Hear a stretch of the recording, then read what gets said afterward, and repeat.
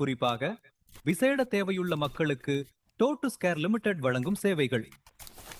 துணை ஆதரவு, வாழ்க்கை மற்றும் வசிப்பிட பராமரிப்பு, தேவையுள்ள இளையோருக்கான விசேட ஆதரவு, அவர்களுக்கான துணை பராமரிப்பு அல்லது மற்றும் நேரடி பராமரிப்பு, பகுதியாக அல்லது முழு நேரமாக வழங்கப்படும் வாழ்க்கை பராமரிப்பு, அத்துடன் காம்ப்ளெக்ஸ் அதாவது சிக்கலான நிலை பராமரிப்பு. இன்னும் பராமரிப்பு தேவையுள்ள மக்களின் நிலை அறிந்து அதற்கான அரச மற்றும் கவுன்சில் உதவிகளை முழுமையாக பெற்றுத்தரும் அல்லது முழுநேர் கேர் நிறுவனம் டோட்டஸ் கேர் லிமிடெட். கேர் பராமரிப்பு துறையில் நீண்ட அனுபவமுள்ள பணியாளர்களை கொண்டு இயங்கும் டோட்டஸ் தமிழர் நிர்வகிப்பு நிறுவனமாகும். உங்கள் தேவைகளை பகிர, விவரமறிய, ஆவண செய்ய totuscare.co.uk தொடர்புகளுக்கு 01-53-65-26-4-3-1.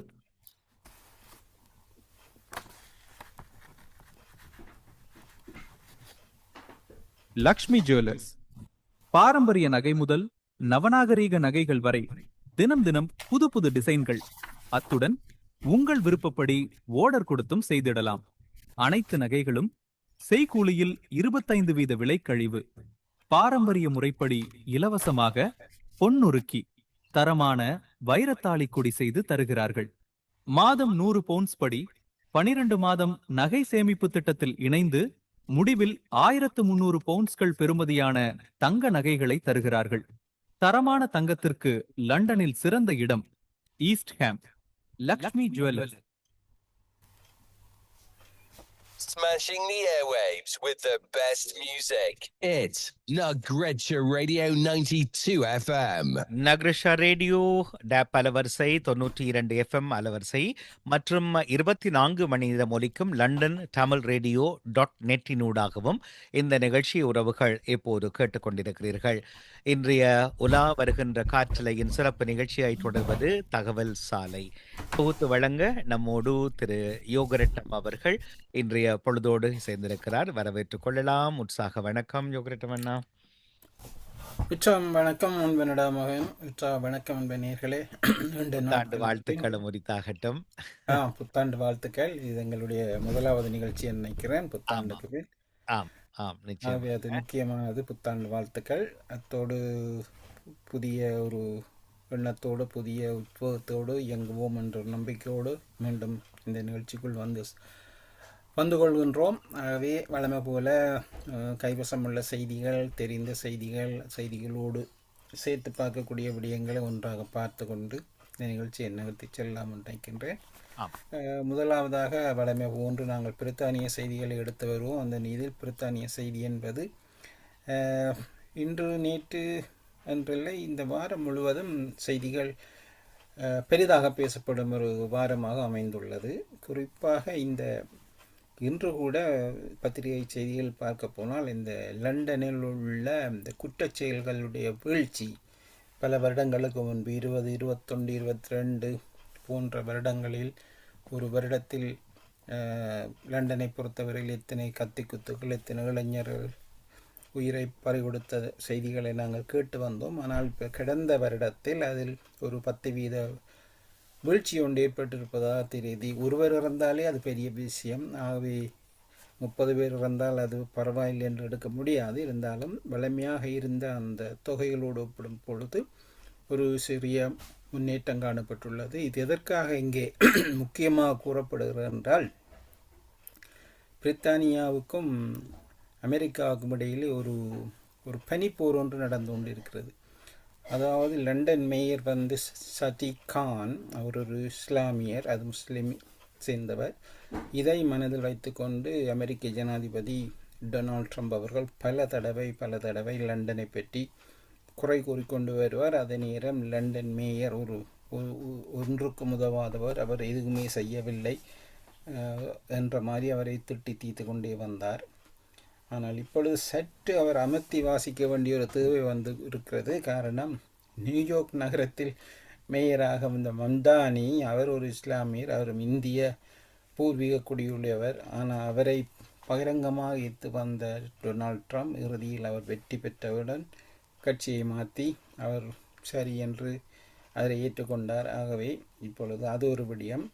அதே நேரம் இந்த லண்டனில் குற்றச்செயல் குறைந்து விட்டது என்று நாம் பெரிதாக கூறுவதற்கில்லை. ஆனால் முன்பிய வருடங்களோடு ஒப்பிடுப்பார் பொழுது சற்று ஒரு வீழ்ச்சி ஏற்பட்டிருக்கிறது என்பது உண்மைதான். அதே போன்று இதே நேரத்தில் சேர்த்து பார்க்கலாம், அமெரிக்காவும் பிரித்தானியாவுக்கும் இடையில் ஒரு மோதல் நிலை ஒன்று வருகிறது. இந்த செய்தி பரிவர்த்தனை மூலம் உதாரணமாக இந்த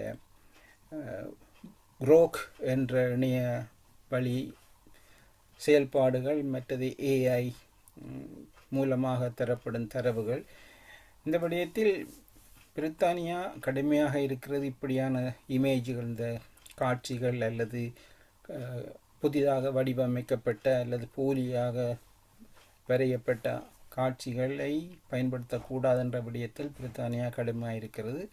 ஆனால் அமெரிக்காவை பொறுத்தவரையில் எங்களுடைய எலோன் மஸ்கின் கையில் உள்ள இந்த எக்ஸ் தளம், அதே மற்ற தளங்கள் எல்லாமே இயற்கைக்கு மாறான முறையில் சரி என்று அவர்கள் விளந்தடித்து கூறும் ஒரு நிலை காணப்படுகிறது. இதுக்கு எண்ணெய் ஊற்றுவது போல் துணை ஜனாதிபதி ஜேடி வான்ஸ் அவர்களும் அது என்ன அப்படி கூறுவது, நாங்கள் விருப்பமாக எங்களுக்குள்ள சுதந்திரத்தை நாங்கள் எப்படி விட்டு கொடுப்பது, அதுக்கு பிரித்தானியா இதுக்குள் வந்து கையை நுழைக்க வேண்டும் என்று இன்று ஒரு மணித்தியாலத்துக்கு முன்பு கூட ஒரு அமெரிக்காவில் ஒரு பெண்மணி வந்து கூறியிருந்தார், இது எங்களுடைய விடயம், நீங்கள் பிரித்தானியர் வந்து இதுக்குள் கை வைக்க வேண்டாம் என்று. ஆனால் இன்றைய ஒரு செய்தியின்படி பிரதமர் மிக கடுமையாக தாக்கியிருக்கிறார். இந்த ஏஐ அல்லது இந்த எலோன் மாஸ்கினுடைய இந்த எக்ஸ் தளத்தை நீங்களாக அதை ஒரு முறை எடுக்காவிட்டால் அதுக்கு உங்களுக்காக நாங்கள் எடுத்து காட்டுவோம். ஆகவே உங்களை முடிந்தவரை இங்கே நாங்கள் தடை செய்ய எங்களால் முடியும் என்று ஒரு பகிரங்கமாக ஒரு அறைகூவலும் விட்டிருந்தார். ஆகவே இது வந்து எதிர்காலத்தில் அமெரிக்காவுக்கும் பிரித்தானியாவுக்கும் இடையில் இந்த ஏஐ சம்பந்தமான தகராறுகளை இன்னும் அதிகரித்து கொண்டு செல்லும். அதே போல் இந்த வாரம் இன்று பாராளுமன்றத்தில் நடந்த சில விவாதங்களை பொறுத்தவரையில் இந்த வாரத்தின் பின் இந்த இமேஜஸ் ஒருவருடைய ஒரு படத்தை எடுப்போம் என்றால் அந்த படத்தை எடுப்பவருடைய அனுமதியின்றி எந்தவித மாற்றமும் செய்யக்கூடாது. அப்படி செய்வது ஒரு கிரிமினல் ஒஃபென்ஸ் என்று சட்டம் கொண்டு வர போகிறார்கள். உதாரணமாக நாங்கள் சாதாரண ஒரு படத்தை எடுத்துவிட்டு அதை இந்த ஏஐ மூலம் டெக்னாலஜியை பயன்படுத்தி அதை நிர்வாணமாக காட்டுவது, இல்லை ஆடை இல்லாமல் காட்டுவது, இல்லை வெவ்வேறு வடிவங்களை காட்டுவது, இதெல்லாம் அண்மை காலத்தில் பலராலும் ரசிக்கப்பட்டு வந்த ஒரு செய்தியாக காணப்படுகிறது. ஆனால் இப்பொழுது பார்க்க போனால் இது ஒரு அளவு கணக்கு இல்லாமல் மிக மோசமான முறையில் பலருடைய உருவங்கள் தேவையற்ற விதத்தில் மோசமான முறையில் காட்டப்பட்டு, குறிப்பிட்ட ஒரு பெண்மணி கூறியிருந்தார், தன்னை பற்றி 100 விதமான படங்கள், ஒவ்வொரு போஸ்ட் கொடுத்த படங்களை இவர்கள் வெளியிடுகிறார்கள் என்று. இந்த விடயத்தில் கட்டாயமாக இருக்க வேண்டிய ஒரு தேவை இருக்கிறது. பிரித்தானியா பொறுத்தவரையில் மிக கண்ணை திறந்து வைக்க வேண்டியிருக்கிறது. பாராளுமன்றத்தில் இது பற்றிய விவாதங்கள் இப்பொழுது ஆரம்பித்துள்ளன. அடுத்தடுத்த வாரங்களில் இதற்கு ஒரு முடிவு வரும் என்று எதிர்பார்க்கலாம்.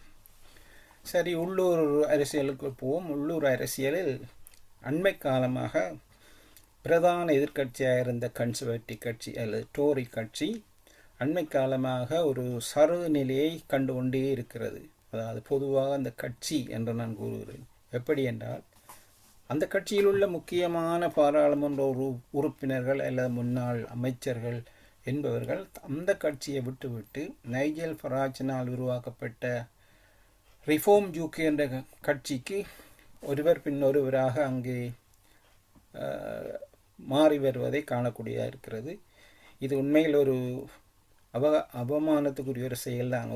ஒரு தொகுதியிலிருந்து நீங்கள் தெரிவு செய்யப்பட்டு ஒரு கட்சியின் பேரால் வந்து திடீரென்று அங்கே போய் இல்லை நான் மற்ற கட்சி போகிறேன் என்னும் பொழுது அவர்கள் வாக்களித்த மக்களுக்கும் அது ஒரு முகத்தில் அடித்தது போன்று என்ன காரணத்தை கொண்டு அவர் முன்பு விமர்சனங்கள் அல்லது பிரச்சாரங்கள் செய்து வெற்றி பெற்று பாராளுமன்றம் வந்தாரோ இன்று அதுக்கு தலைகீழாக மாறும் நிகழ்ச்சியில் காணலாம். அந்த வகையில் இன்று டோரி கட்சியினுடைய மிக முக்கியமான உறுப்பினர் நடீம் சஹாபி இவர் முன்பு டோரி கட்சியினுடைய சேர்மனாக இருந்தவர். அடுத்தது நிதியமைச்சராக இருந்தவர், கல்வி அமைச்சராக இருந்தவர், இப்படி பல அமைச்சுகளில் இருந்தவர். இன்று திடீரென்று நைஜல் ஃபராஜுடைய கட்சிக்கு போவதாக அறிவித்திருந்தார். அவர் கூறிய சில காரணங்களை பார்க்கும் பொழுதே தெரிகிறது இது உண்மை எதுவல்ல, இதுக்கு ஏதாவது இருக்கலாம் என்று நாங்கள் சந்தேகிக்கப்பட்டோம். அதன்படி அவர் கூறாண்டா இந்த பிரித்தானியாவினுடைய நிலை இப்பொழுது டார்க் அண்ட் டேஞ்சரஸ், அதாவது மிக ஒரு தெளிவற்ற நிலையும் பயங்கரமான நிலைக்கும் பிரித்தானியா சென்று கொண்டு இருக்கிறதாகவும், அதை ஒரு நல்ல முறையில் ஒரு குளோரியஸ் ரெவல்யூஷன், அதை ஒரு நல்ல முறையிலான ஒரு புரட்சியை செய்து அதை நாட்டை உருப்படுத்த வேண்டும் என்ற ஒரு கருத்தை கூறியிருந்தார். மற்றது கருத்து சுதந்திரம் பற்றியும் நாங்கள் எங்களுடைய கருத்தை கூறுவோம் என்று கூறும் பொழுது அவர் மீண்டும் அங்கே வந்தே சேருகிறார் எக்ஸ் தளத்துக்கு. ஆனால் இன்று அவர் கூறிய அந்த கருத்து, அதனை முதலாக நைஜல் ஃபராஜ் கூட்டிய அந்த செய்தியாளர் மாநாட்டில் இது அறிவிக்கப்பட்டது. அங்கே அறிவிக்கப்படும் பொழுது கூட அவர் 2 பேருக்கும் இடையில் ஒரு முருகல் நிலையை, ஒரு முரண்பாடு காணப்பட்டதையும் அவதானிப்பார்கள் பொதுவாக. ஆனால் இன்று அதே நேரம் டோரி கட்சியில் உள்ளவர்கள் கூறும் காரணம் என்னவென்றால், எதற்காக இவர் மாறுகிறார் என்றால், இவரில் பல குற்றங்கள் உண்டு. ஒன்று, இவர் 2 வருடங்களுக்கு முன்பு தன்னுடைய வருவாயை HMRC நிறுவனத்துக்கு சமர்ப்பிக்கும் பொழுது சில லட்சங்களை அங்கே காட்டாமல் ஒழித்து கொண்டார். அது கண்டுபிடிக்கப்பட்டது. பின்பு அதன் காரணமாக அவர் அந்த அமைச்சு பதவியில் நீக்கப்பட்டார். பின்பு அவருடைய அந்த வேறு சில விடயங்களிலும் அவர் மீது குற்றம் சாட்டப்பட்டு கொண்டிருக்கும் பொழுது, புதிதாக வந்த கெமி பெர்னோக் என்ற பெண்மணி தலைமையில் இப்பொழுது டோரி பார்ட்டி இருப்பதனால் அவர் உள்ள நேரம் பார்த்து எப்படியாவது தனக்கு ஒரு பிரபுக்கள் சபையில் ஒரு இடம் வேணும் என்று கேட்டுக்கொண்டு வந்திருக்கிறார். பல தடவை முயற்சி செய்திருக்கின்றார். இவருடைய முயற்சிகள் நிராகரிக்கப்பட்டன, 3-4 தடவை நிராகரிக்கப்பட்டன. காரணம் என்னவென்றால், இவ்வளவு தூரம் இவர் செய்த விடயங்கள் எல்லாம் மக்கள் மனதில் அப்படியே நிலைத்திருக்கும் பொழுது அவருக்கு பிரபுக்கள் சபையில் இடம் கொடுக்க முடியாது என்று கன்சர்வேட்டிவ் கட்சி அவரை மறுத்திருந்தது. இதனை மனதில் வைத்து கொண்டுதான் அவர் ஒரு பழிவேண்டு நடவடிக்கையாக இந்த கட்சிக்கு தாவியுள்ளார். என்று அவர்கள் தாவிய பொழுது இன்றைய பத்திரிகை செய்திகளை அல்லது பத்திரிகை புகைப்படத்தை அவதானித்து பார்த்தீர்களாயிருந்தால் சில வேளை நடாமல் அந்த புகைப்படத்தை பார்க்கும் பொழுதே உங்களுக்கு ஒரு கேள்வி ஒன்று வரும். நைஜல் ஃபராஜ் அந்த கையை காட்டிய விதம், இந்த இவரும் வந்து விட்டார் என்ற மாதிரி தான் அவருடைய கை இருந்தது. இதுவரை 20 பேர் அந்த கட்சியிலிருந்து வந்து சேர்ந்துள்ளார்கள். ஆகவே தாங்கள்தான் அடுத்த முறை ஆட்சி அமைப்போம் என்று பல வீரப்பிரதாபங்கள் கூறப்படுகிறது. அதை நாங்கள் எதிர்காலத்தில் பார்க்கலாம். ஏனென்றால் ஆளுங்கட்சியான தொழிற்கட்சி லேபர் கட்சி இப்பொழுது பல சடங்களில் சரகி முன்னெடுத்த விடயங்களிலிருந்து பின்னோக்குவதும், பல இடங்களில் தங்களுடைய தவறுகளை வேறு விதமாக மறைப்பதும் போன்ற செயல்களினால் இது மற்றவர்களுக்கு குசியாக இருக்கும். இந்த இடத்தில் எதிர்காலத்தில் லேபர் கட்சி தொடர்ந்து வருமா என்றவர்கள் என்பது ஒரு 6-7 மாதங்களுக்கு முன்பு அப்படி ஒரு கேள்வியை கேட்டால் இல்லை, அவர்களை அசைக்க முடியாது என்று கூறும் ஒரு நிலை காணப்பட்டது. ஆனால் இப்பொழுது அந்த கெமி பெர்னோக் என்ற எதிர்கட்சி தலைவியுடைய அவருடைய அந்த புள்ளி விவரம், அது அவருடைய நடவடிக்கைகளை அவதானிப்பவர்கள் இப்போ ஏறக்குறைய கிட்டத்தட்ட பிரதமருடைய அளவுக்கு வந்து ஒரு கட்டத்தில் பிரதமரையும் மிஞ்சும் அளவுக்கு அவருடைய கருத்து கணிப்பில் அவர் முன்னுக்கு நிற்பதாக செய்திகள் வந்துள்ளன. ஆகவே இது உள்ளூர் அரசியலில் இது முக்கியமான ஒரு விடயம் என்பதையும் கவனிக்க வேண்டும். அதேபோன்று இந்த EU சம்பந்தமான ஐரோப்பிய ஒன்றியத்தினுடைய உறவு விவகாரத்தில் பிரதமர் ஸ்டார்மர் சற்று ஒட்டி, அதாவது ஐரோப்பிய ஒன்றியத்தை ஒட்டி பல விடயங்களில் ஒன்றாக போகும் ஒரு நிலையை காணப்படுகிறது. இது டோரி கட்சிக்கோ அல்லது ரிஃபார்ம் கட்சிக்கோ மிகவும் ஒரு எச்சரிக்கையான ஒரு விடயமாக காணப்படுகிறது. ஏனென்றால் இந்த பிரெக்சிட் என்ற விவகாரம் வந்து இந்த நாட்டில் ஏற்பட்ட வித்தியாசங்களை நீங்கள் பார்த்திருப்பீர்கள், அதன் விளைவுகளை பார்த்திருப்பீர்கள். ஆகவே மீண்டும் அந்த பிரெக்சிட்டை பற்றி கதைக்காமல் போகும் ஒரு நிலைக்கு இந்த அரசாங்கம் எதுவும் செய்யுமாயிருந்தால் அதனையே ஆயுதமாக வைத்து இந்த அரசாங்கத்தை வீழ்த்தவும் அது ஆயுதமாக பயன்படுத்தப்படும் என்பது இதில் கவனிக்கத்தக்க ஒன்று.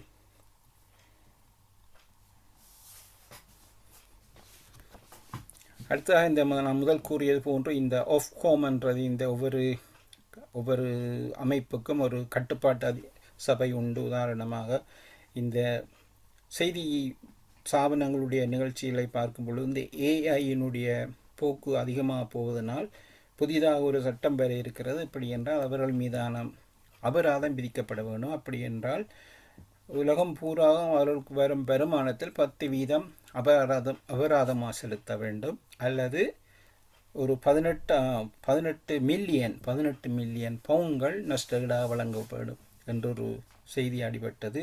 இது எந்த அளவுக்கு இது நடைமுறையில் சரி வரும் என்று ஒருவராலும் கூற முடியாது. இது இன்றைய பிரித்தானிய நிலை. அதே போன்று சற்று நாங்கள் வேறு வெளிநாட்டு செய்திகளுக்கும் சென்று அந்த நேரத்தில் ஒரு அடியெல்லாம் வரலாம் நினைக்கின்றேன். புதிதாக வரும் இமிக்ரேஷன் ரூல்ஸ் இப்பொழுது அண்மை காலத்தில் புதிதாக கட்டுப்பாட்டுக்குள் வரும் இந்த குடிவரவு கட்டுப்பாட்டு நிகழ்வினால் பலர் பாதிக்கப்படுவது நேரடியாக தெரிகிறது. உதாரணமாக இந்த பிரித்தானிய குடியுரிமை இப்பொழுது பிரிட்டிஷ் நேஷனாலிட்டி எடுப்பவர்களுக்கு இப்பொழுது அதிர்ச்சிகள் பல ஒன்று மேல் ஒன்று காத்திருக்கின்றது. முன்பு ஏதாவது சிறு குற்றங்கள் இருந்தால் அதை பற்றி பெரிதாக அலட்டிக்கொள்ளாமல் இருந்தார்கள். ஆனால் இப்பொழுது அதுக்கு தகுதி பெறும் காலத்தையும் கூட்டி 5 வருடம் என்றதை 10 வருடமாக நீட்டும் அதே நேரம் எந்த வகையில் இவர்கள் இந்த நாட்டுக்கு உகந்த பிரஜையாக இருந்தார்கள், ஒரு நல்ல பிரஜையாக இருந்தார்களா, அல்லது நாட்டுக்கு ஒரு பிரயோசனமில்லாத பிரஜையாக இருந்தார்களா என்ற ஒரு அடிப்படையில் இப்பொழுது இந்த புதிய பிரித்தானிய குடியுரிமை கொடுப்பதில் கட்டுப்பாடுகள் வருகிறது. கடந்த சில வாரங்கள் கூட நாம் அறிந்த பல இடங்களில் இது நிராகரிக்கப்பட்டிருக்கிறது. அதற்கு காரணம் கூட உதாரணமாக முன்பெல்லாம் அரச கொடுப்பனவுகளிலே நீண்ட காலமாக இருந்து கொண்டும் இந்த பிரிட்டிஷ் நேஷனாலிட்டிக்கு அப்ளிகேஷன் போடும் பொழுது பார்த்தம் பாராமல் முன்பு பலர் கொடுக்கப்பட்டது. இப்பொழுது அந்த குட் கரெக்டர் என்ற ஒரு புதிய பதம் முந்தி இருந்தது. ஆனால் அதை இப்பொழுது அழுத்தம் திருத்தமாக கூறார். குட் கரெக்டர் என்றால் நீங்கள் இந்த நாட்டுக்கு ஒரு நல்ல பிரஜையாக இருந்தீர்களா என்றதில் நீங்கள் வந்து முழு நாளும் அரசாங்க கொடுப்பனவு படத்திலே இருந்து கொண்டே வாழ்க்கை ஓட்டிக்கொண்டு அதில் பிரிட்டிஷ் நேஷனாலிட்டி எடுப்பது என்பது நல்ல பிரஜைக்குரிய அல்ல என்ற மாதிரி ஒரு விடயம் போய்கொண்டிருக்கிறது. ஆகவே இந்த புதிதாக விண்ணப்பிப்பவர்கள் இதை சற்று கவனத்தில் எடுத்துக்கொள்ளவும். கடந்த வாரம் இது எனக்கு தெரிந்த ஒருவர் இதே போன்று மனு பண்ணியிருந்தால் மனு பண்ணும் பொழுது அவர்கள் கேட்ட கேள்விகளுக்கு அல்லது அவர்கள் நிபந்தனைகள் எதுவுமே பெரிதாக அவர் அதில் பதிலளிக்கவில்லை, அல்லது அதற்காக அவரிடம் தகமை காணப்படவில்லை. அது நிராகரிக்கப்பட்டது. ஆனால் இன்று அவரோடு கதைக்கும் பொழுது தான் மீண்டும் ஒரு முறை மனு பண்ண போகிறோம் என்று கூறினார். மீண்டும் ஒரு முறை மனு பண்ணும் என்னும் பொழுது இது செலவு ஒரு புறம் 1600 பவுன்கள் வரை செலவு. ஆனால் இங்கே நான் குறிப்பிட்ட ஒரு நபருடைய செயலை பார்க்கும் பொழுது இந்த ஃபீ வேவர் என்ற ஒரு அப்ளிகேஷன் இருக்கிறது. குடிவரவு ஃபீ வேவர், உங்களுடைய அந்த ஃபீயை இல்லாமல் பண்ணுவது, உங்களுடைய நிலையை குடும்ப நிலையை பார்த்து. உதாரணமாக ஒரு சாதாரண ஒரு தாய் தந்தை பிள்ளைகள் இருக்கும் போடும் அப்ளிகேஷனுக்கு ஒரு அப்ளிகேஷனுக்கு ஏறக்குறைய 3400 பவுன்களுக்கு மேல் வருகிறது. ஆனால் குடும்ப நிலையை காட்டி அதை இல்லாமல் பண்ணி இனாமாகவே அந்த அப்ளிகேஷனை பெறும் நிலை இருந்தது. குறிப்பிட்ட அந்த நபர் பிரித்தானிய குடியுரிமை பெறுபவர் அதற்கு போய் இந்த ஃபீ வேவர் அப்ளிகேஷனை போட்டிருக்கிறார். அதாவது தனக்கு முடியாது, என்னால் வருத்தம், நடக்க முடியாது, இருக்க முடியாது, வேலை செய்ய முடியாது, ஆகவே எனக்கு நீங்கள் நேஷனாலிட்டி தருவோம் என்ற மாதிரி கேட்டுள்ளார். அது எந்த அளவுக்கு ஒரு இலோஜிக் என்றால் நாங்கள் பார்க்கும் பொழுது சரியான முறைதானா என்று எங்களுக்குள்ளே ஒரு கேள்வி ஒன்று வருகிறது. ஆகவே நம்மவர்களும் இதே போன்று சில இடங்களில் சில விடயங்களை அணுகும் பொழுது சற்று நீங்களும் உங்களையே கேள்வி கேட்டு அதிலிருந்து விடுபட பாருங்கள். இந்த நேரத்தை இதே கருத்தை என்னடாமல் உங்களிடம் சில வசனங்களை கேட்டுக்கொண்டு சில கருத்துக்களை கேட்டுக்கொண்டு அடுத்த பகுதிக்குள் போகலாம் நினைக்கின்றேன். இது முக்கியமாக அந்த இப்போ சடுதியாக எடுக்கப்பட்ட சில மாற்றங்கள் அமுலுக்கு வருவதற்கு பிப்ரவரி மாதம் வரைக்கும் ஒரு கெடு வைத்திருந்தார்கள் என்று அறிந்திருந்தோம். அப்படியா அது சட்டமாக்கப்படுவதற்கான காலம்? அநேகமாக அடுத்த ஏப்ரல் வரையும் ஒரு தளர்வு நிலை ஒன்று காணப்படுகிறது. அந்த உதாரணமாக 4 வருடங்கள் அல்லது 5 வருடங்கள் இருக்க வேணுமா, 10 வருடம் இருக்க வேணுமான்றவருடைய இந்த கேள்வி எல்லாம் இந்த ஒரு ஏப்ரல் மாதத்துக்குள் போடும் பொழுது அவர்கள் பலர் தப்பக்கூடிய ஒரு வாய்ப்பு ஒன்று இருக்கிறது. அதற்கு பின்பென்றால் அவருக்கான கட்டணங்கள் மிக உயரமாக இருக்கிறது. ஆனால் இப்பொழுது இதை நாங்கள் அறுதியிட்டு கூற முடியாது. காரணம், முன்பெல்லாம் ஒரு கட்டணம் மாறுகிறது என்றால் 2 வருடத்துக்கு ஒருக்கா ஒரு கட்டணம் மாறும். ஆகவே நாங்கள் துணிந்து கூறலாம். இப்போ அப்படியே இல்லை, சில மாதங்களுக்கு இடையில் அடிக்கடி மாற்றி கொள்வார்கள். போன முறை நிரப்பிய ஃபோமை எடுத்து இந்த முறை பார்க்கும் பொழுது டக்குன்னு அதில் ஒரு 400 பவுன் 500 பவுன் உயர்ந்திருக்கிறது. ஆகவே இந்த விடயத்தில் மெனு பண்ணுவர்கள் மிக கவனமாக இதுதான் தொகை என்று அறிந்து அந்த மெனுவை பண்ண வேண்டும். ஆஹா. அப்போ அந்த ஒரு உறுதியாக தெரியாது இது சட்டமாக்கப்படும் அல்லது இல்லை எப்படி மாற்றம் என்றால் மிக வேகமாக மாற்றிக்கொண்டு வருகிறார். இப்ப கடந்த மாறுகிறார். 2 வருடத்துக்குள் மட்டும் 3-4 தடவை சிறிது சிறிதாக இந்த தொகையை கூட்டிக் கொண்டு கொள்ளும்போது எங்களுக்கு கொஞ்சம் கவலையா இருக்கு, எப்படியாளா இதை கொடுக்க போகிறார்கள் என்று. ஆனால் இந்த வெளிநாட்டு மக்கள் தான் கூடுதலான காசை கொடுக்கிறார்கள் என்பது பலராலும் அவதானிக்கப்பட்டது. அதாவது பிரித்தானிய அரசாங்கத்தை பொறுத்தவரையில் நீங்கள் பெட்ரோலில் ஒரு 2p 3pயை கூட்டினால் அல்லது பால் விலையை கூட்டினால் அவர்கள் வீதிக்கு வந்து ஆர்ப்பாட்டம் செய்து தங்களால் கட்ட முடியவில்லை என்னும் பொழுது இவ்வளவும் யார் கொடுக்கிறாருன்னா வெளிநாட்டவர்கள் தான். சாதாரண ஒரு இமிக்ரேஷன் அப்ளிகேஷனுக்கு 3400 3500 பவுன்களை செலவழிக்கிறார்கள். அதில் ஒரு 2 தாயும் 2 பிள்ளைகளும் என்றால் நீங்கள் பெருக்கி பார்த்தால் தெரியும்.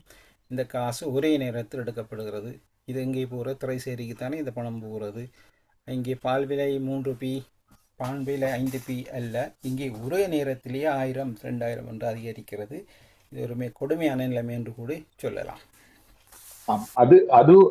அதே போலத்தான் அந்த இவ்வளவு ஆண்டுகளுக்கு பிறகு என்கிற அந்த நிர்ணயமும் கூட நிச்சயமற்றிருப்பதனால் பலர் பரிதவித்து போயிருக்கிறார்கள். தாங்கள் இப்போ 3-4 வருடங்கள் கடந்து இந்த விசாவில வாழ்ந்து கொண்டிருப்பவர்களுடைய எதிர்காலங்கள் எல்லாம் கேள்விக்குறியாக இருக்கிறது இல்லையா? உறுதியாக நிச்சயமாக. முன்பெல்லாம் அகதி தஞ்சம் கொடுக்கும் பொழுது அகதி என்று கொடுத்தால் அவர்களுக்கு அகதி தஞ்சம் தான் என்ற நிலை இருந்தது பழைய லேபர் கவர்மெண்டில் 15 வருடங்களுக்கு முன்பு. பின்பு அவர்கள் ஆட்சியை விட்டு செல்லும் பொழுது அது 5 வருடமாக இருந்தது. முதல் உங்களுக்கு ரிபீச்சி, உங்களுக்கு ஒரு அரசியல் தஞ்சம் என்றால் 5 வருடம் தான். பிறகு நீங்கள் 5 வருடத்துக்கு பிறகுதான் அதை நிரந்தரமாக்க வேண்டும் என்ற நிலை இருந்தது. இப்பொழுது அதை மெல்லமாக 5ஐ 10ஆக்கி நீட்டிக்கொண்டு போகின்றார்கள். மற்றது அதுக்கு பிறகு இந்த 5 வருடம் என்பதை குறைத்து 10 இயர் ரூட் என்று கொண்டு வாங்க. 10 வருடங்கள் நீங்கள் இருந்தே ஆகணும். எப்படி என்றால் 4 தடவை நீங்கள் 2.5 வருடமாக மெனு பண்ணணும். அப்போ ஒவ்வொரு முறை 2.5 வருடத்துக்கு நீங்கள் மெனு பண்ணும் பொழுதும் அங்கே 2000-3000 பவுன்கள் உங்களுடன் எடுக்கப்படுகிறது. முதல் தடவை 2000 கொடுத்தவர் இப்பொழுது 4000 கொடுக்கும் நிலைக்கு வந்துள்ளது. ஆகவே நீங்கள் கூறியது போல் அடுத்த சில 4-5 வருடங்களில் இந்த தொகை எவ்வளவு உயரப்போகிறது என்பது ஒரு அச்சத்துக்குரிய ஒரு செய்தியாக இருக்கிறது. இன்னும் ஒன்று, இப்போ கடந்த ஜூலை 22க்கு அமலுக்கு வருவதாக அல்லது நிர்ணயிக்கப்பட்ட இந்த சட்டங்கள் அதுக்கு முன்னே இருந்தவர்களுக்கும் அமலாகுமா அல்லது புதிதாக வருபவர்களுக்கு தான் என்பதும் கூட ஒரு திட்ட வரைவு இல்லை என்றுதான் பலரும் பேசிக்கொள்கிறார். ஆமாம், அதில் இன்னொன்று மறைமுகமாக கூறுவது, இந்த அண்மை காலத்தில் வந்தவர்கள் இந்த சிறு படகுகளில் வந்தவர்கள் இருக்கிறார்கள் தானே, ஸ்மால் போட், அவர்களுக்கு எந்த விதமான சலுகையும் இல்லை என்று அது அப்பட்டமாகவே கூறுகின்றார்கள். அவர்கள் நிச்சயமாக அதுக்குள் போய் பணத்தை செலவழிப்பதெல்லாம் அநியாயம் என்றுதான் படுகிறது.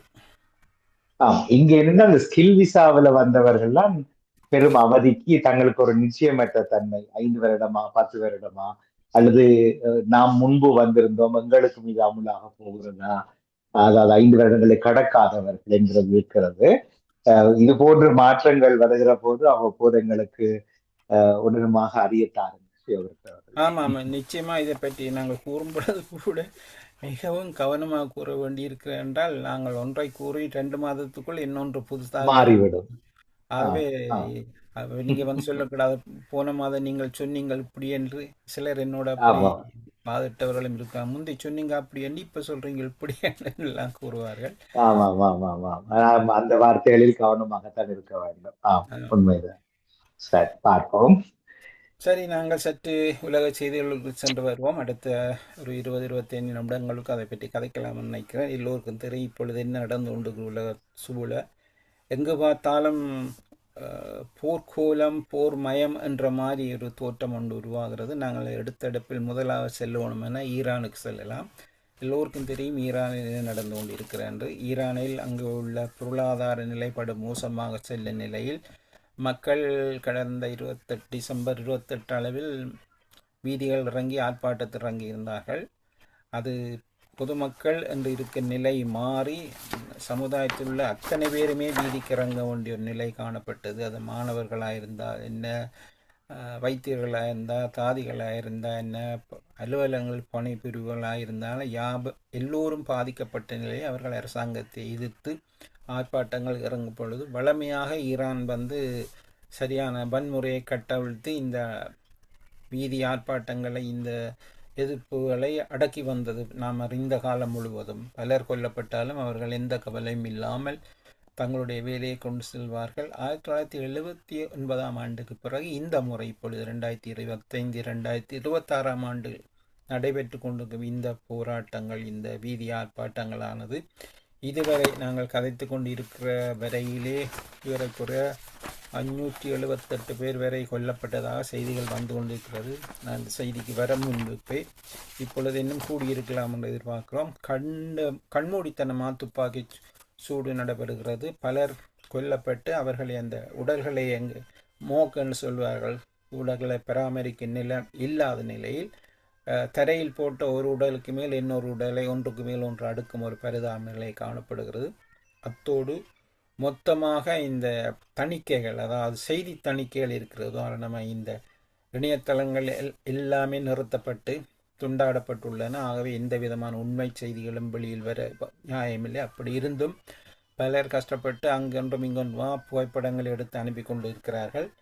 அந்த பார்க்கும்பொழுது வைத்தியசாலையில் நிலங்களில் பிரேதங்கள் இருக்கும் ஒரு காட்சியை காணக்கூடிய இருந்தது. இது இப்படி இருக்க இதற்குள் அமெரிக்க ஜனாதிபதியினுடைய சில தூண்டுதல் செயல்கள் மக்களை வீதிக்கு கூடுதலாக கொண்டு வந்தது. அது கூடுதலான பாதிப்புகளை ஏற்பட்டுள்ளது. ஆகவே நேரடியாக ஈரானும் அமெரிக்காவும் மோதும் ஒரு நிலை காணப்படுகிறது.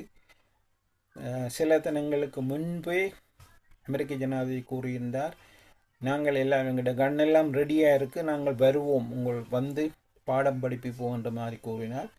அதே நேரம் வீதியில் இறங்கி ஆர்ப்பாட்டம் செய்யும் இளைஞர்கள் சரி, பொதுமக்களுக்கு சரி, நாங்கள் உங்களுக்கு பாதுகாப்பாக இருப்போம் வருவோம் என்று கூறியிருந்தார். அதனை கேட்டு பல மக்கள் நாட்டினுடைய 85 நகரங்களில் வீதியில் வந்திருக்கிறார்கள். ஆனால் பல இடங்களில் துப்பாக்கிச் சூடு நடந்து பலர் கொல்லப்பட்டிருக்கிறார்கள். அதே நேரம் அந்த நாட்டினுடைய அரசாங்கத்தினுடைய தொலைக்காட்சி அரசாங்கத்தை ஆதரிப்பவர்களுடைய ஊர்வலத்தை மட்டும் செய்தியாக காட்டி இந்த நாட்டில் அப்படி ஒன்றும் நடக்கவில்லை என்ற மாதிரி அவர்கள் அறிவிக்க முயல்கிறார்கள். அது உண்மையில் எல்லோருக்கும் தெரியும் என்ன நடக்கிறது. ஆனால் இது எப்படி மாறுகிறது என்றால், ஜனாதிபதி ட்ரம்ப் அவர்கள் நேரடியாகவே ஈரானை எச்சரித்து, நீங்கள் உங்களுடைய இதை அடக்குங்கள் அல்லது நாங்கள் தான் உங்களுக்கு அடக்க வேண்டும் என்று கூறியது இப்பொழுது மற்ற பக்கமாக திரும்பி, நாங்கள் இப்பொழுது போருக்கு தயார் என்று ஈரான் அமெரிக்காவை எச்சரிக்கை நிலைக்கு வருகிறது. நீங்கள் அப்படி எங்களோட போர் மோதுவீர்களாக இருந்தால் உங்கள் அருகில் உள்ள உங்களுடைய ஆட்களை நாங்கள் தாக்குவோம் என்பது அவர்கள் கூறுவது. ஒன்று, அமெரிக்காவுடைய இராணுவ மையங்களை தாக்குவது, அடுத்தது அருகில் உள்ள இஸ்ரேலை தாக்குவது என்று அவர்கள்தான் நித்திய பகையாளிகள். இஸ்ரேலும் இந்த சந்தர்ப்பத்தை பயன்படுத்தி கொண்டு முடிந்தால் இன்னும் ஈரானுக்குள் சென்று தாக்குதலை நடக்கலாம் என்று ஒரு ஐயம் ஒன்று ஏற்படுகிறது. இப்பொழுது அது பற்றிய கருத்துக்கள் பல இடங்கள் அடிபடுகிறது. டொனால்ட் ட்ரம்ப் அவர்கள் வாயை கொடுத்து விட்டார், நாங்கள் வருவோம், உதவி செய்வோம் என்று. ஆகவே அவர் இவ்வளவு நாளும் போகாமல் 10 நாட்களுக்கு மேலாக போகாமல் இருக்கிறார் ஏன் என்று ஒரு கேள்வி கேட்கும் பொழுது அதுதான் ட்ரம்ப் அப்படித்தான் கூறுவார், பிற போகாமல் இருப்பார். உதாரணமாக இந்த யுக்ரைன் போருக்கு கூட என்னென்ன கூறி இப்படி வந்தார். ஆகவே அது ஒரு பெரிய கேள்விக்குறியாக இருக்கிறது, ஈரானிய மக்களுக்கு ஒரு பெரிய கேள்வியாக இருக்கிறது. அடுத்ததாக இந்த வெனிசுவேலாவில் நடைபெற்ற நிகழ்ச்சி, அது இப்போ பழைய நிகழ்ச்சியாக போய்விட்டது. நிக்கோலா மதுரோஸ் என்ற அந்த நாட்டினுடைய அதிபர் இரவோடு இரவாக அமெரிக்க விமானங்களினுடைய தாக்குதல்களோடு சென்று அவரும் அவருடைய மனைவியும் கைது செய்யப்பட்டார்கள். அதன்போது பலர் கொல்லப்பட்டதாக பின்புதான் செய்திகள் வந்தது. இப்பொழுது அவர் அமெரிக்காவில் நீதிமன்றத்தில் நிறுத்தப்பட்டு, அதாவது முதலாவது போதைப்பொருள் கடத்தல், அதாவது இந்த நாட்டினுடைய அதிபருடைய ஆசீர்வாதத்தோடு அங்கிருந்து போதைப்பொருள் அமெரிக்காவுக்குள் வந்ததாக அவர்கள் கூறுகிறார்கள். உண்மை நிலை எங்களுக்கு தெரியாது. ஆகவே போதைப்பொருள் கடத்தல் மற்றது ஆயுத கடத்தல் போன்றவற்றில் இவர்கள் இருந்ததாக கூறி அவர்களை கைது செய்து இப்போ அமெரிக்க நீதிமன்றத்தை கொண்டு வந்துள்ளார்கள். ஆனால் இதன் பின்புறம் இருப்பது எல்லோருக்கும் புரிந்தது, மீண்டும் மீண்டும் ஆயில், எண்ணெய் தான். ஏனென்றால் வெனிசுவேலாவுடைய எண்ணெயை, அதனுடைய 80% எண்ணெய் சீனாவுக்கு அனுப்பப்படுகிறது. சீனா தான் அதை பெறுகிறது. அவை பல நாடுகளை, அதாவது சீனா போன்ற நாடுகளை, இந்தியா போன்ற நாடுகளை ட்ரம்ப் எச்சரித்து கொண்டு வந்தார், நீங்கள் ரஷ்யாவினுடைய ஆயிலை வாங்கக்கூடாது என்று. இப்பொழுது எப்படி நடக்குது என்றால், இந்த யுக்ரைன், அதாவது வெனிசுவேலா எண்ணெய் வடிகட்டப்பட்டு ரஷ்யாவுக்கு தான் போகிறது. அப்புறம் அந்த ரஷ்யாவினுடைய ஆயிலாக அது உலகங்களும் எல்லாம் விற்கப்படுகிறது. ஆகவே இந்த போரை இவர் நடத்துவதற்கு, புட்டினுடைய போர் நடத்துவதற்கு எண்ணெய் தேவை. அந்த எண்ணெய் மறைமுகமாக இப்படித்தான் வழங்கப்படுகிறது. பல பல கப்பல்களில் வேறு வேறு நாட்டு கொடிகளையும் வேறு பெயர்களையும் மாற்றி அவை அங்கே கொண்டு செல்லப்பட்டு தான் அண்மையில் அவையெல்லாம் ஓரளவு கண்டுபிடிக்கப்பட்டது. பெயர் குறிப்பிடப்படாத அல்லது அடிக்கடி பெயர் மாற்றப்பட்ட கப்பல்கள் எல்லாம் பெரும்பாலும் வெனிசுவேலாவில் உள்ள எண்ணெயைத்தான் கொண்டு சென்று மற்ற நாடுகளில் வடிகட்டி அதை பெட்ரோலாக விற்று கொண்டு வந்தார்கள். இப்பொழுது ட்ரம்ப் அவர்களுடைய இந்த கடும் பிடியானது இப்பொழுது சீனாவுக்கு செல்லும் எண்ணெய் கட்டுப்படுத்தப்பட்டுள்ளது. அதே போன்று வேறு பல நாடுகளுக்கு எண்ணெய் விற்கும் நிலை தடுக்கப்பட்டால் புட்டின் அவர்களுக்கு வரும் வருவாய், அது போரை நடத்த சரியாக இருக்குமா என்ற ஒரு நிலை காணப்படுகிறது. ஆகவே முருகல் நிலை எல்லா மட்டத்திலும் இப்பொழுதே காணப்படுகிறது. இது முன்பெல்லாம் அவர் விளையாட்டாக கூறுவார், தேர்ட் வேர்ல்ட் வார், 3ஆம் உலக யுத்தம் வரப்போகிறது, வர வேணுமா, உங்களுக்கு விருப்பமா என்றெல்லாம் பிரச்சாரத்தின் போல் கூறிக்கொண்டு வந்தார். ஆனால் இப்பொழுது போகும் போக்கில் அப்படி ஒன்று வந்தாலும் ஆச்சரியப்படுவதற்கில்லை. காரணம், உலகம் 2 கன்னைகளாக பிரிந்துள்ள. உதாரணமாக சீனா, ரஷ்யா, வடகொரியா போன்ற நாடுகள் ஒரு கன்னியாகவும் ஏனைய மேற்கு நாடுகள் இன்னொரு கன்னியாகவும் இருக்கும் பொழுது, போர் என்று வரும் பொழுது, இங்கே மத்திய கிழக்கில் இருக்கும் பொழுது இஸ்ரேல் ஒரு சர்ச்சைக்குரிய நாடு. ஆகவே அது தாக்கப்படும் பட்சத்தில் அவர்கள் மீண்டும் கண்மூடித்தனமாக மற்ற அரபு நாடுகளை தாக்கக்கூடிய ஒரு வாய்ப்பு இருக்கிறது. இது ஒரு பெரிய யுத்தத்துக்கு வழிவகுக்கும் என்று ஒரு அஞ்சப்படுகிறது. நாங்கள் மற்றவர்களை அச்சப்படுத்தவில்லை, ஆனால் அப்படி ஒரு நிலை இருக்கிறது தெரிகின்றது. இதேபோன்று இந்த அமெரிக்காவுக்கு நடைபெற்ற நிகழ்ச்சி, இந்த ஐஸ் என்ற, அதாவது இமிக்ரேஷன் கண்ட்ரோல் அமைப்பு பல புதிய பதவிகளை கொடுத்து ஆயிரக்கணக்கான இந்த இமிக்ரேஷன் கண்ட்ரோல் பண்ணும் அதிகாரிகளை குறிப்பிட்ட சில நகரங்களுக்கு அனுப்பினாலும் அதிலும் கூடுதலாக இந்த டெமோக்ராட் கட்சி ஆளும் நகரங்களுக்கு தான் இந்த இமிக்ரேஷன் கட்டுப்பாடு அதிகாரிகள் கூடுதல் அனுப்பப்பட்டிருந்தார்கள். அங்கே அனுப்பப்பட்ட பொழுது அவர்கள் கண்ட இடங்களெல்லாம் சென்று வேலை செய்யும் இடங்கள், வீடுகள் வைத்து கைது செய்யப்பட்டு அவர்கள் அங்கே தடுப்பு முகாம்களில் அடைக்கப்பட்டு வருகிறார்கள். இந்த நிலையில் கடந்த வாரம் ஒரு 37 வயது பெண்மணி ஒருவர் அந்த வாகனத்தில் வைத்தே துப்பாக்கியால் சுட்டுக் கொல்லப்பட்டது. அந்த காட்சியை மில்லியன் கணக்கான மக்கள் நேரடியாக பார்த்தார்கள்.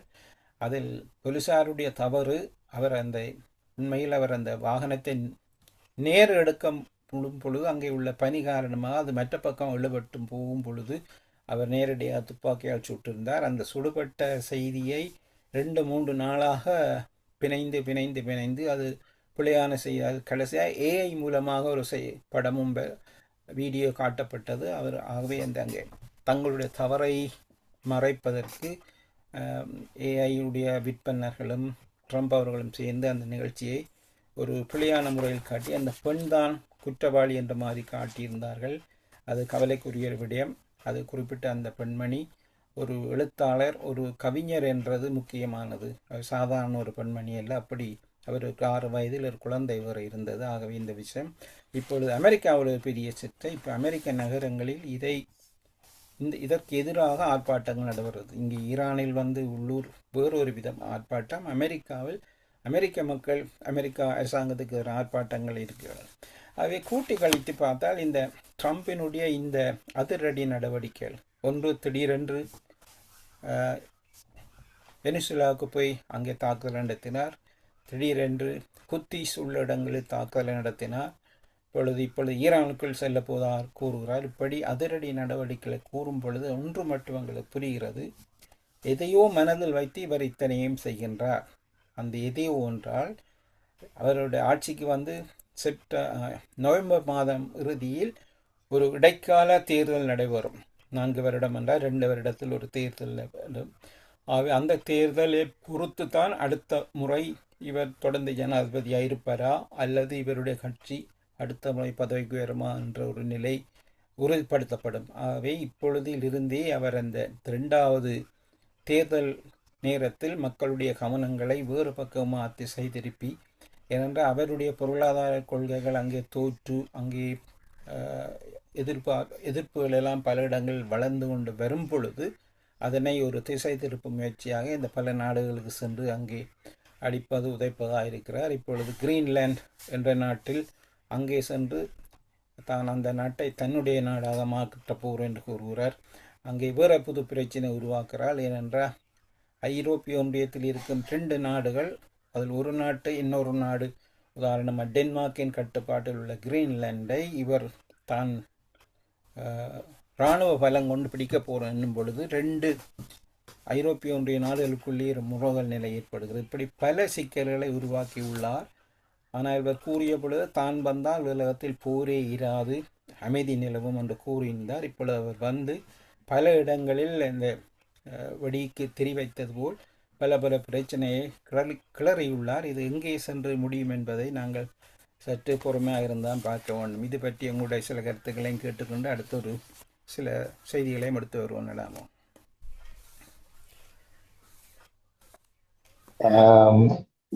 பேசப்படுகிற வதந்திகள், அதாவது இது செய்திக்கு சரியாக உங்களிடம் தான் கருத்தை கேட்கிறேன்.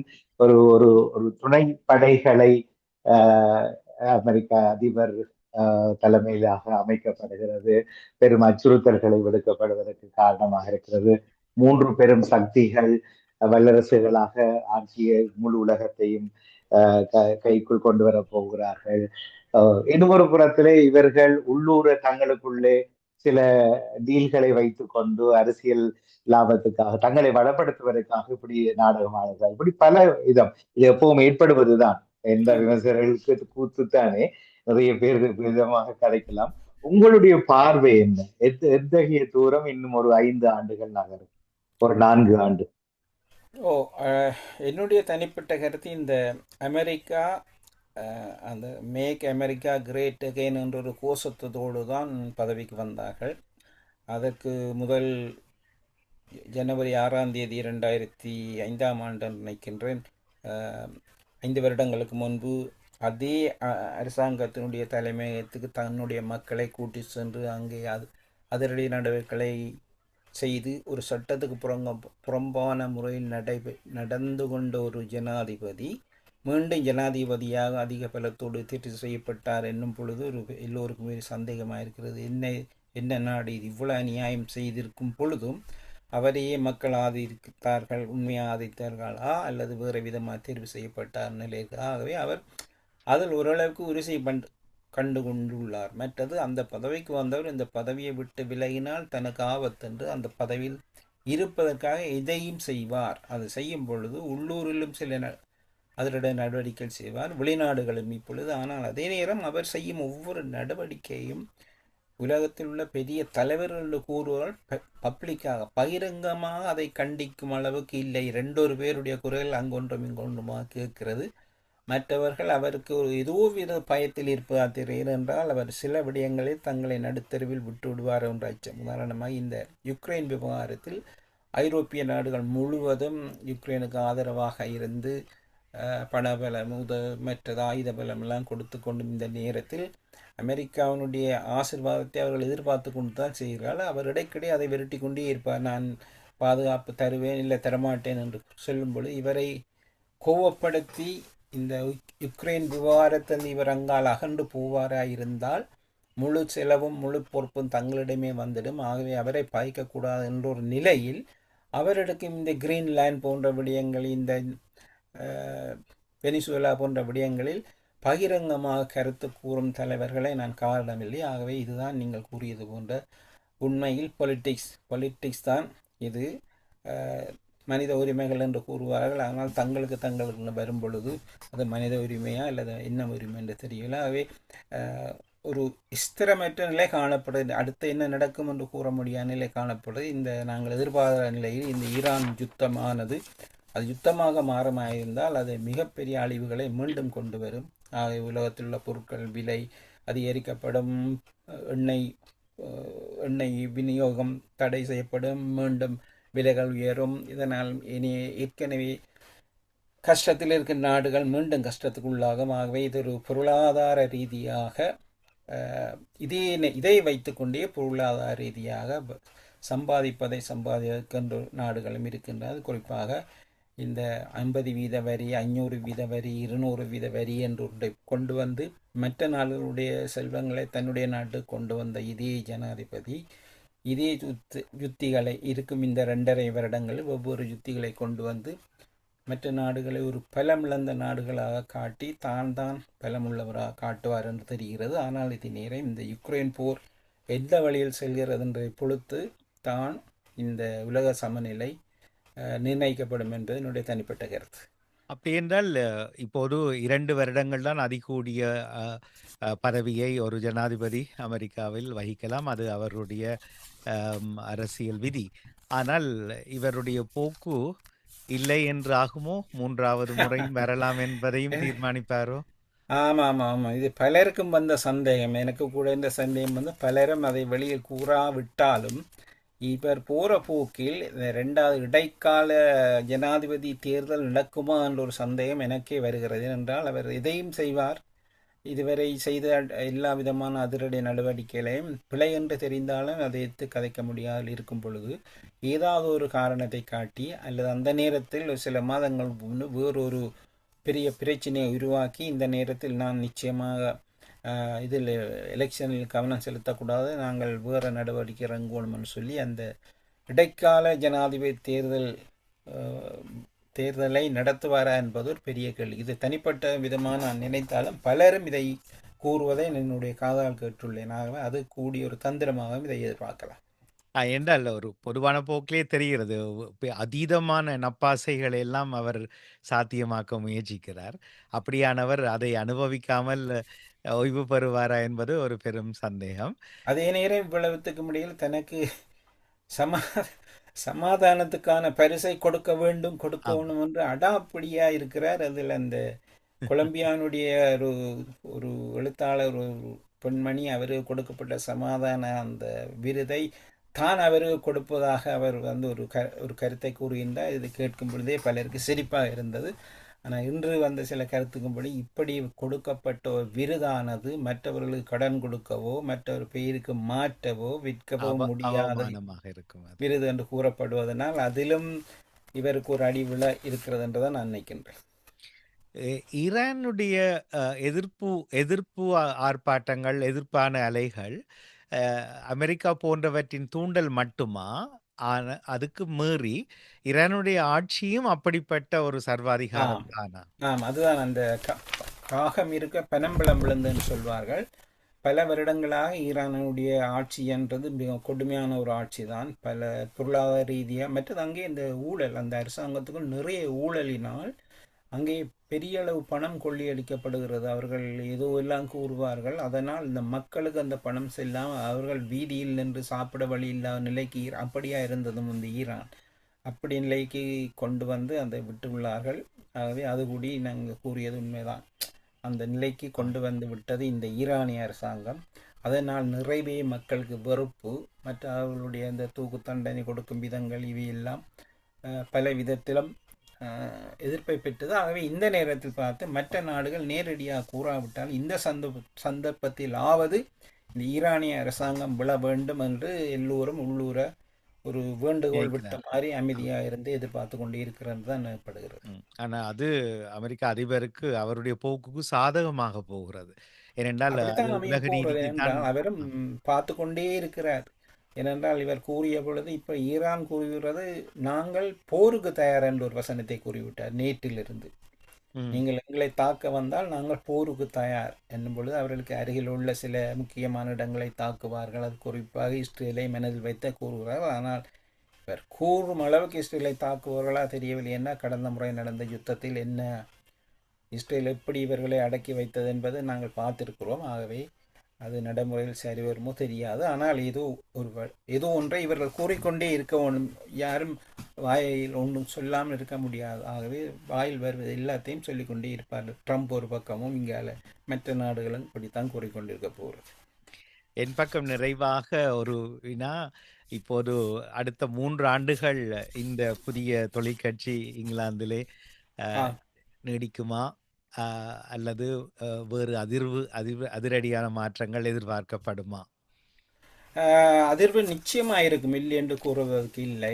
ஏனென்றால் தொழிற்கட்சிக்கு இப்போ 2 எதிர்க்கட்சிகள். ஒன்று ஆளும் கட்சி, உண்மையில் உள்ள டோரி ஒரு எதிர்க்கட்சி, மற்றது ரிஃபார்ம் யூகே. அப்போ ரிஃபார்ம் யூகே என்ற நைஜல் ஃபராஜினுடைய கட்சி தங்கத்தட்டில் தாம்பாளத்தில் வைத்து பரிசு கொடுத்த மாதிரி இருக்கிறது. ஒன்றுமே அடிபடாமல் தேர்தல் நிற்காமல் ஏற்கனவே தேர்தல் வென்றவர்கள் 20 பேர் மாறி இங்கே கட்சிக்கு சேர்கிறார்கள். மற்றது அவர்கள் இந்த பொருளாதார சரிவுகள் உள்ள கஷ்டங்கள் நஷ்டங்களை வைத்து கொண்டு அதை தீவிரமாக பிரச்சாரம் செய்வார்கள். பிரச்சார விஷயத்தில் நாங்கள் ஏற்றுக்கொள்ள வேணும். நைஜல் ஃபராஜ் மாதிரி பிரச்சாரம் செய்கிறதுக்கு இந்த நாட்டில் ஒருவருமே இல்லை. அப்போ அப்படியான ஒரு பிரச்சாரத்தோடு டோரி கட்சியிலிருந்து சென்றவர்களும் செல்லும் பொழுது தொழிற்கட்சி பலவீனப்பட நிறைய வாய்ப்பு இருக்குது. ஆனால் தோற்பார்களா இல்லையா என்பது சொல்ல முடியாது. ஏனென்றால் அறுதி பெரும்பான்மை பெறத்தோடு இருக்கிறவர்கள் அந்த பெரும்பான்மையை இழக்கலாம். ஆனால் ஓரளவுக்கு தட்டி தடுமாறி மற்ற கட்சிகளோடு சேர்ந்து ஆட்சிக்கு வரக்கூடிய வாய்ப்பு இருக்கிறதா எனக்கு படுகிறது. ஆனால் அதை சரியாக கூற முடியாது.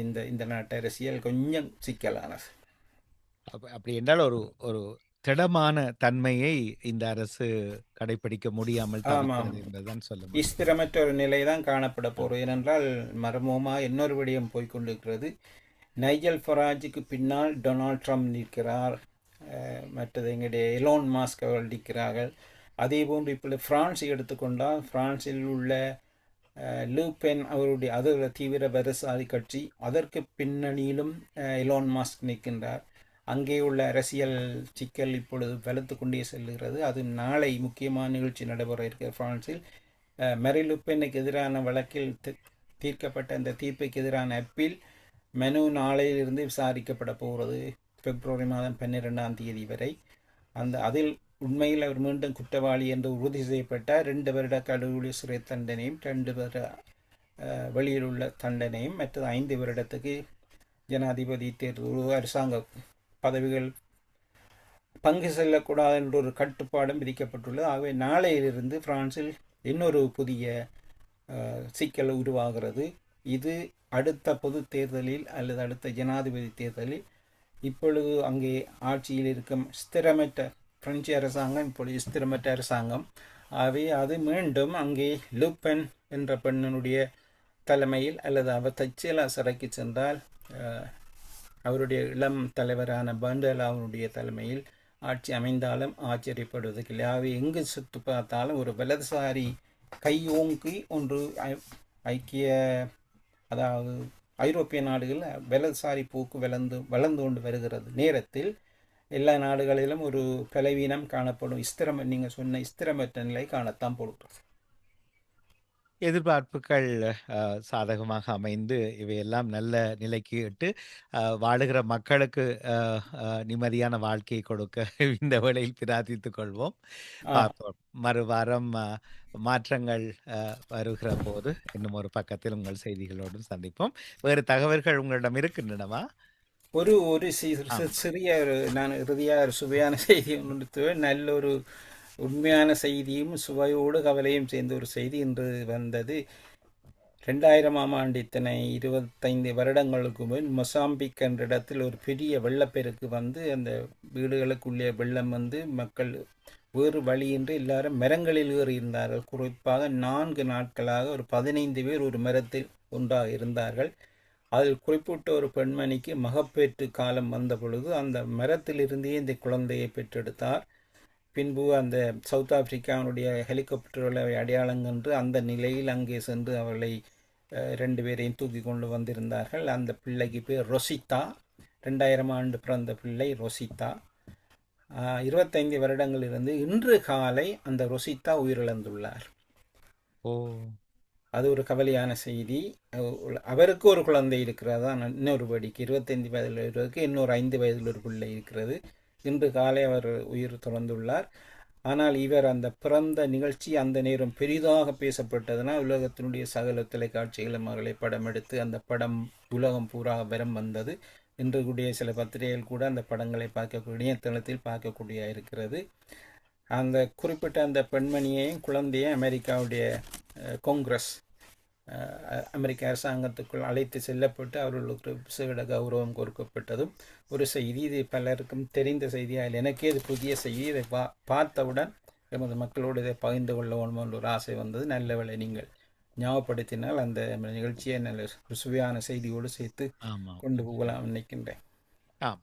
மிக்க நன்றி. சிறப்பு அழகோடு சற்று முன்னதாக நாம் தகவல் சாலை ஆரம்பித்த நிறைவுக்கு வந்திருக்கிறோம். நேயர்களும் இணைந்திருப்பீர்கள் நினைக்கிறோம். நாளைய தினம் மீண்டும் ஒரு முறையாக இன்று தவறவிட்டவர்கள் 92 பண்பலை டேப் அலவரிசையில் மீண்டும் கேட்கக்கூடியதாக இருக்கும். மிக்க நன்றி யோகரட்டம் அவர்களே. தொடர்ந்து கொள்வோம். நன்றி வணக்கம் நிடாமோகன். நன்றி வணக்கம் அன்பினர்களே. மீண்டும் அடுத்த வாரம் சந்தித்துக் கொள்வோம். வணக்கம். நன்றி வணக்கம். அது திரு யோகரட்னம் அவர்கள் தகவல் சாலையில் இணைந்து ஃபர்ஸ்டோடியோ கலையத்தின் சார்பாக 92 பண்பலை வரிசையிலும் கூடவே டேப்பர் வரிசையிலும் இதே நிகழ்வு காணொளியாக யூடியூபில் பாமுகத்திலும் புதன்கிழமை ஒளிபரப்பாகும் என்பதையும் மகிழ்ச்சியோடு தெரிவித்து அன்போடு விடை தருகிறோம். நன்றி திரு யோகரட்னம் அவர்களே. நன்றி. நேரம் லண்டனில் 10:21 தொடர்ந்து சில பாடல்கள் தகவல்கள் என தொடர்கிற பக்கங்களோடு நாம் இணைந்து கொள்ளப் போகிறோம். உங்களை அழைத்தவாறு நக்ரஷா ரேடியோ டேப் அலவரிசை 92 FM 24 மணி நேரம் ஒலிக்கின்ற லண்டன் தமிழ் ரேடியோ .net இந்த நிகழ்ச்சி ஒலிபரப்பாகிறது. Broadcasting from the heart of East London, it's Nagrecha Radio 92 FM. நாவுக்கு ருசியாகவும் இருக்கணும், உடம்புக்கு ஆரோக்கியமாகவும் இருக்கணும். நல்ல ஒரு சைவ கடைக்கு போய் சாப்பிடுவோம். சரியா சொன்னீங்க. எல்லாம் ஒரே இடத்துல இருந்தா நம்மட ஈஸ்டர்ன் சங்கீதா ரெஸ்டாரண்ட்டுக்கு தான் போக வேணும். Friday, Saturday, Sunday unlimited buffet only $8.99 and 12 only $6.99. காலை 8 மணி முதல் 11:30 வரை. பூரி, இட்லி, ஊத்தப்பம், தோசை வகை, ghee pongal, kesari, tea, coffee என்று வயிறார சாப்பிடலாம். அதோடு 50 முதல் 1000 பேர் வரை திருமணம் மற்றும் அனைத்து விழாக்களுக்கான கேட்டரிங், டெக்கரேஷன்ஸ் போன்ற ஒழுங்குகளையும் திறம்பட செய்கிறார்கள். Easter Sangeetha restaurant, Surya. Lakshmi jewellers பாரம்பரிய நகை முதல் நவநாகரீக நகைகள் வரை தினம் தினம் புது புது டிசைன்கள். அத்துடன் உங்கள் விருப்பப்படி ஆர்டர் கொடுத்தும் செய்திடலாம். அனைத்து நகைகளும் செய்கூலியில் 25% விலைக்கழிவு. பாரம்பரிய முறைப்படி இலவசமாக பொன்னுருக்கி தரமான வைரத்தாளி கொடி செய்து தருகிறார்கள். மாதம் 100 பவுண்ட்ஸ் படி 12 மாதம் நகை சேமிப்பு திட்டத்தில் இணைந்து முடிவில் 1300 பவுண்ட்ஸ்கள் பெறுமதியான தங்க நகைகளை தருகிறார்கள். தரமான தங்கத்திற்கு லண்டனில் சிறந்த இடம் ஈஸ்ட் ஹாம். லக்ஷ்மி ஜுவல்லர்ஸ்.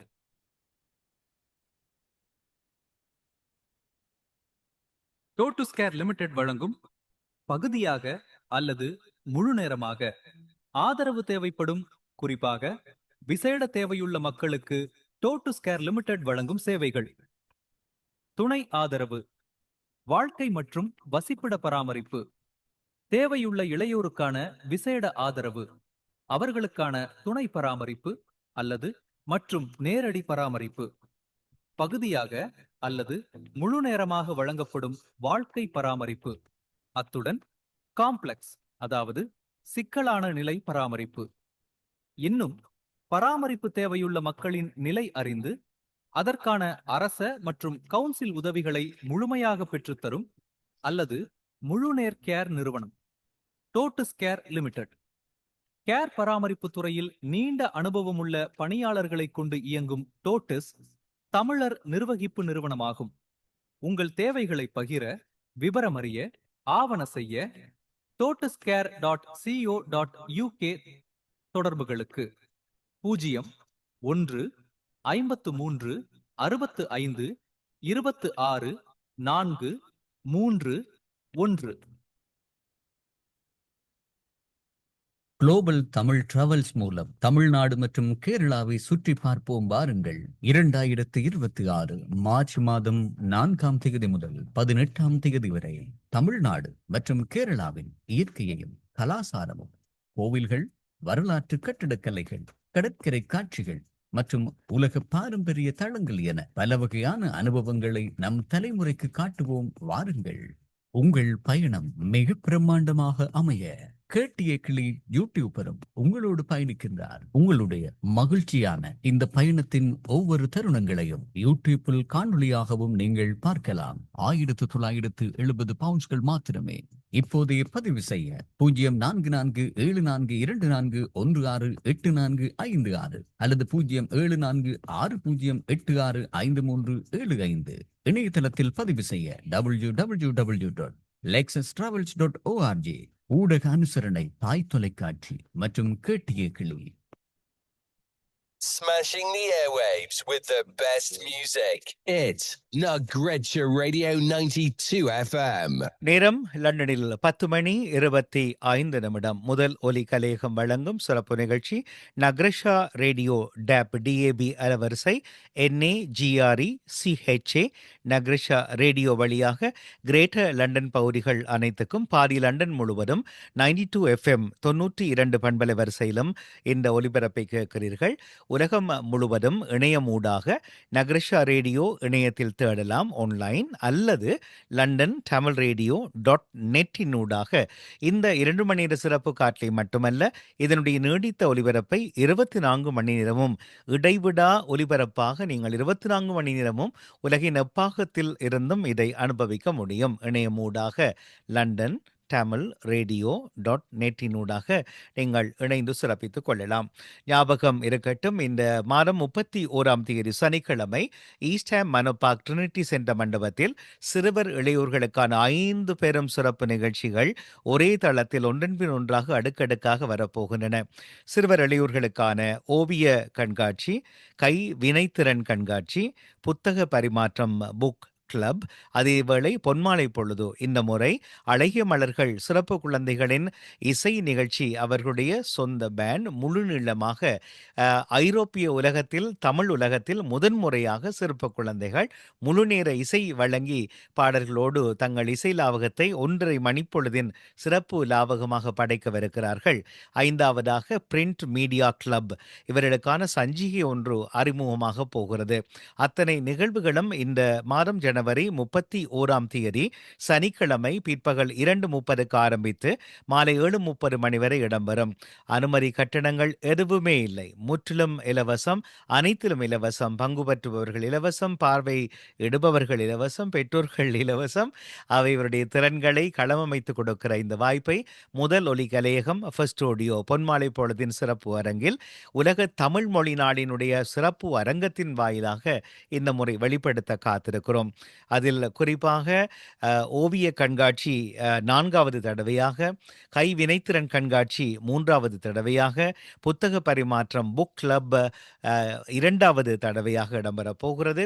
அழகிய மலர்களின் முழுநிலை இசை வடிவம் போன முறை ஜூன் மாதம் 21ஆம் தேதி 500வது பொன்மாலை பொழுதில் லவுட்டன் திறந்தவெளி மைதானத்தில் அழகிய மலர்கள் சிறப்பு குழந்தைகள் இசைக்குழு அறிமுகமானது. இப்போது அவர்கள் முழுநீள இசையை சொந்தமாக படைக்கவிருக்கிறார்கள். இன்னும் சில பரவசங்களும் ஆச்சரியங்களும் அதிசயங்களும் கூட காத்திருக்கின்றன. அதேவேளையில் இவர்களுடைய திறமைகளை உலக ஆளச் செய்வதற்காக பதிவு செய்யப்பட்ட டிஜிட்டல் மீடியாவாக இவர்களுடைய மேகசின் வெளியாக போகிறது கிரமமாக. அதன் மூலமாக இவருடைய ஆற்றல்கள் இன்னும் உலகத்துக்கு சென்று சேர்வதற்கான வாய்ப்பு கிடைக்கப் போகிறது. எல்லாவற்றையும் நீங்கள் வந்து பார்த்து ரசித்து இந்த சிறுவர் இளையோர்களை ஊக்குவிக்க, பாராட்ட, அவர்களை மகிழ்விக்க வேண்டும். அன்போடு அன்போடு உங்கள் அனைவரையும் வருகை தர கேட்கிறோம். உங்களுடைய நேரம், போக்குவரத்து மட்டும்தான் உங்களுடையது. மற்றும்படி எந்த செலவுகளும் இல்லை. அ நீங்கள் தேநீர் அருந்தலாம், காபி அருந்தலாம், சிற்றுண்டிகள் சுவைக்கலாம். அத்தனையும் இலவசமாக கிடைக்கும். யார் இதற்கெல்லாம் களம் அமைக்கிறார்கள்? மேலே வானத்தை பார்த்து படைத்தவன் படைத்தவன் படியளக்கிறான் என்ற ரீதியிலே தான் இந்த நிகழ்ச்சி நடைபெறும். அவை உங்களை அன்பு கொண்டு அழைக்கிறோம். மறக்காமல் குறித்து வைத்துக் கொள்ளுங்கள். ஜனவரி மாதம் 31ஆம் தேதி சனிக்கிழமை பிற்பகல் 2:30 மாலை 7:30 மணி வரை ஈஸ்ட் மனோபாக்கில் அமைந்திருக்கும் ட்ரினிட்டி சென்ற மண்டபத்திலே இந்த சிறப்பு நிகழ்ச்சி வடிவத்தில் உறவுகள் இசைவு காணலாம் என்பதை மகிழ்வோடு அறிய தருகிறோம். 11 மணி வரை தொடர்ந்து பாடல்களோடு லண்டன் தமிழ் வானொலியின் சிறப்பு நிகழ்ச்சிகள் நகரிஷா ரேடியோ டேப் அலவரிசை 92 FM வழியாக உறவுகளை சந்திக்கிறது. நேரம் லண்டனில் 10:30. Smashing the airwaves with the best music. It's Nagrecha Radio 92 FM. நாளை இரவும் 9 மணிக்கு சிறப்பு நிகழ்ச்சிகளை தரிசிக்க மறந்து விடாதீர்கள். உங்களையும் அன்போடு அழைத்து நிற்கிறோம் தாராளமாக. அதே வேளையில் தொடர்ச்சியாக லண்டன் தமிழ் ரேடியோ .net நீங்கள் இணைந்து கேட்டு மகிழலாம். கண்ட நோடியோடு நின்றதடியோடு வெள்ளை இதுவரை யாரிடமும் எனது சாயவில்லை. இன்னொரு மாயம் செய்தாய் என்பதில் நானும் இல்லை. என்ன இது